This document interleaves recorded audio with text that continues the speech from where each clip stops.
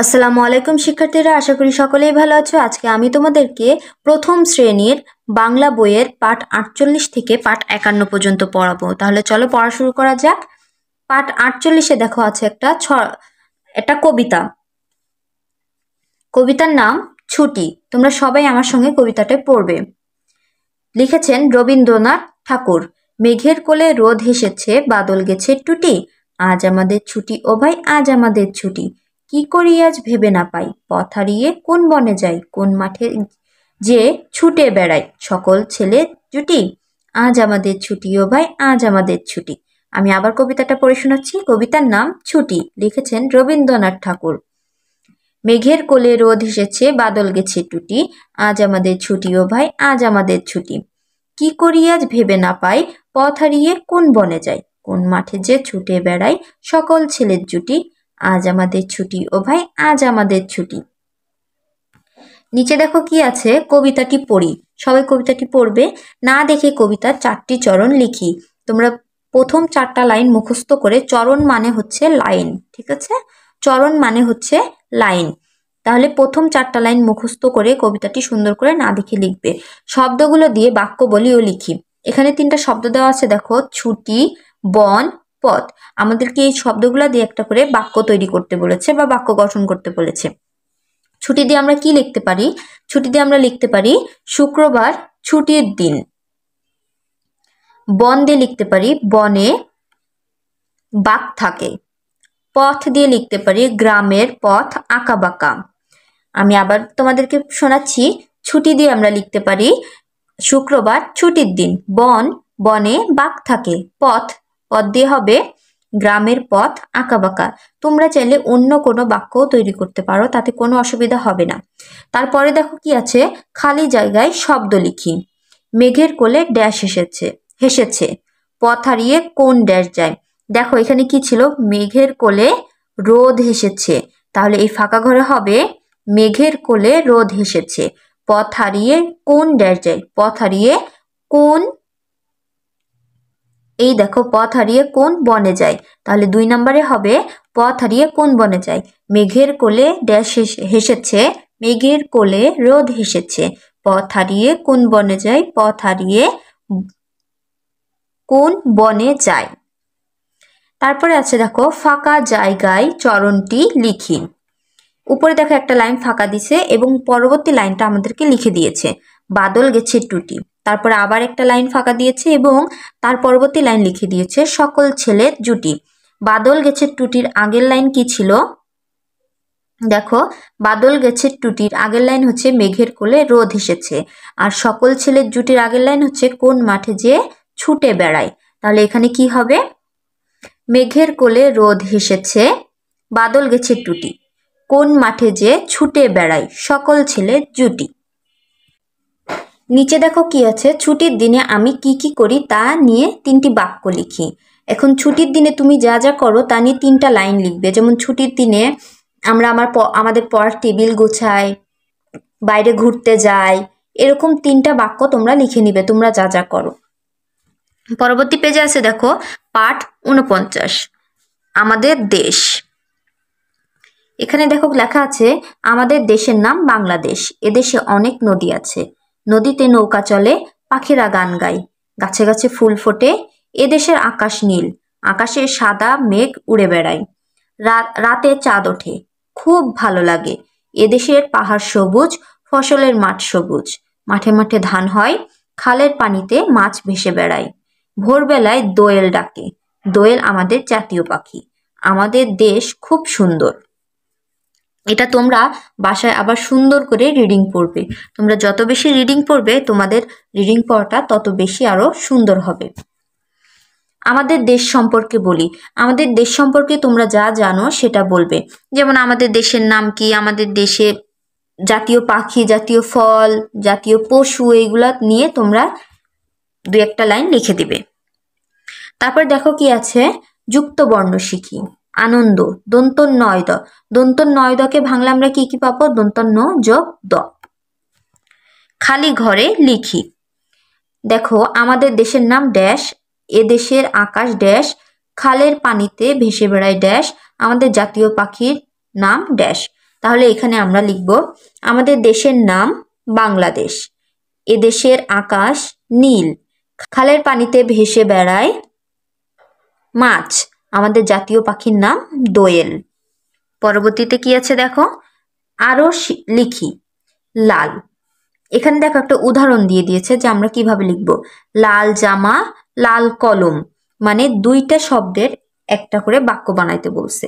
এখানে দেখো পাশে অনেকগুলা কালারের ছবি দিয়েছে, প্রথমে লাল, সবুজ, হলুদ, নীল, সাদা, কালো। এখন এখানে লিখেছে লাল। লাল দিয়ে আমরা কি বানাইতে পারি, এখানে যেটা আছে আমরা প্রথমে যদি সেটা দিই, লাল জামা, সবুজ পাতা, হলুদ ফুল, নীল আকাশ, সাদা বক, কালো কলম। আমি আবার পড়ে শোনাচ্ছি, লাল জামা, সবুজ পাতা, হলুদ ফুল, নীল আকাশ, সাদা বক, কালো কলম। নিচে আছে দেখো বলি আমার দেশকে কেন ভালো লাগে। আমাদের দেশের প্রকৃতি অনেক সুন্দর, তাই আমার দেশকে অনেক ভালো লাগে। এটাই লিখে দিবে তোমরা।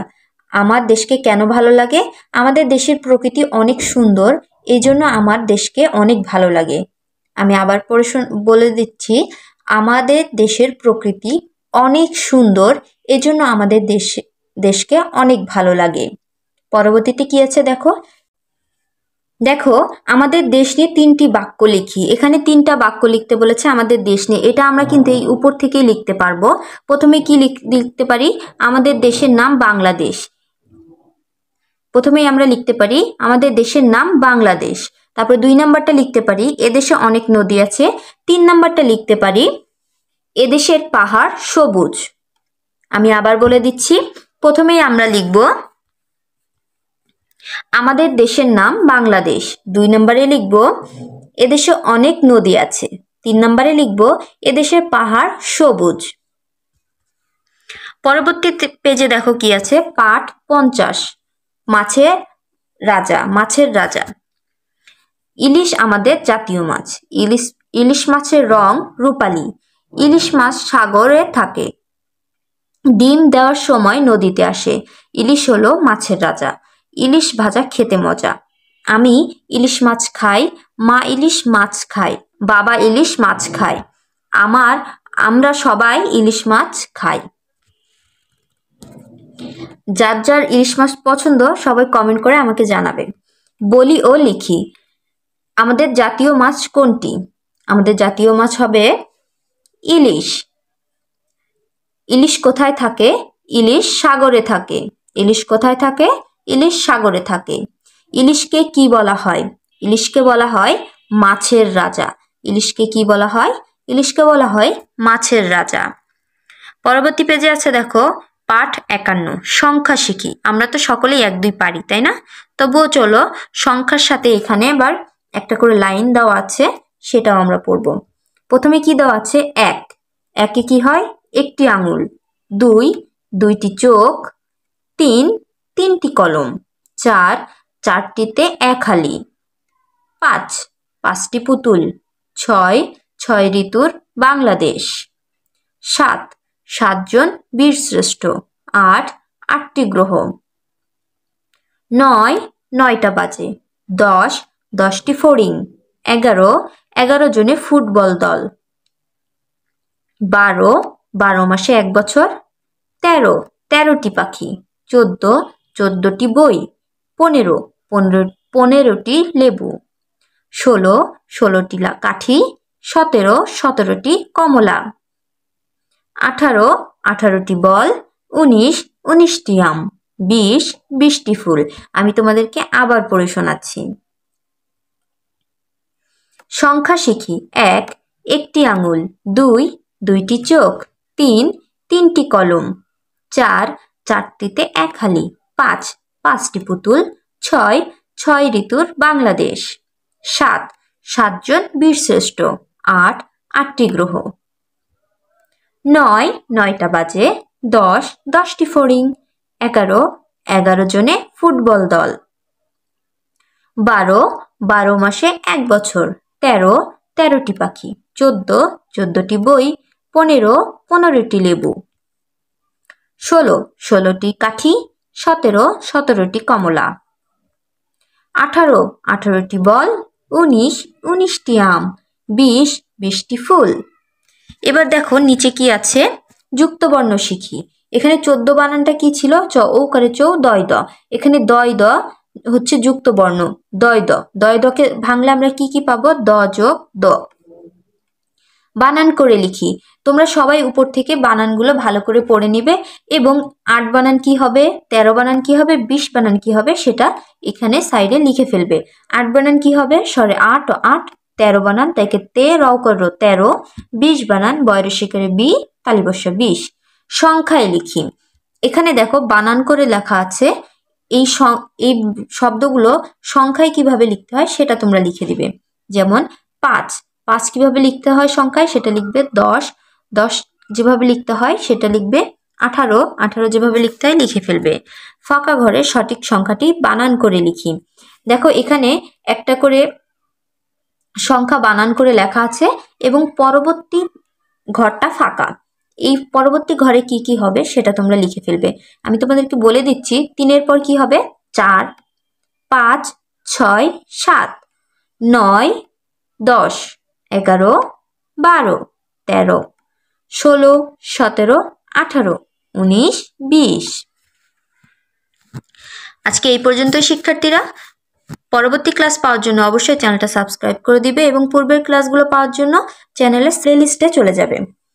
এই ভিডিওটা যদি তোমাদের ভালো লাগে, উপকার হয়, তাহলে অবশ্যই ভিডিওটাতে একটি লাইক, কমেন্ট এবং শেয়ার করবে। সকলেই ভালো থাকবে। ধন্যবাদ সকলকে।